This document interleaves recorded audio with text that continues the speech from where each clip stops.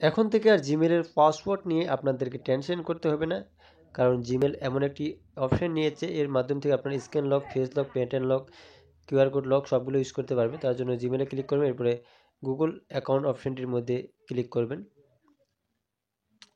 এখানে ক্লিক করার পরে এমন একটি ইন্টারফেস আসবে। তো আমি আপনাদেরকে ভালোভাবে দেখিয়ে দিচ্ছি, আর ভিডিওটি অবশ্যই একটি লাইক করে দিবেন এবং অন্যদের কাছে শেয়ার করবেন যেন সকলে এই জিনিসটি জানতে পারে। এরপরে এখান থেকে সিকিউরিটি যে অপশনটি পাবেন এখানে ক্লিক করবেন। সিকিউরিটির মধ্যে ক্লিক করলে নিচে দেখতে পারবেন পাস কি বলে একটি অপশন চলে আসবে। এই পাস কি অপশনটির মধ্যে ক্লিক করবেন। এরপরে এমন একটি ইন্টারফেস আসবে, এখানে আপনি আপনার scan lock, pattern lock, face lock সবগুলো আপনি ইউজ করতে পারবেন। তার জন্য এখানে কন্টিনিউতে ক্লিক করবেন। এরপরে আপনার স্ক্যান যে লকটি রয়েছে সেটি চলে আসবে। তো আমার ফিঙ্গারপ্রিন্ট রয়েছে, এখানে আমি ফিঙ্গারপ্রিন্টটি দিয়ে দিলাম।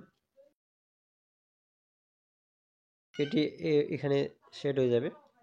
এরপরে এখানে ইউজ পাস কি অপশনটির মধ্যে ক্লিক করবেন।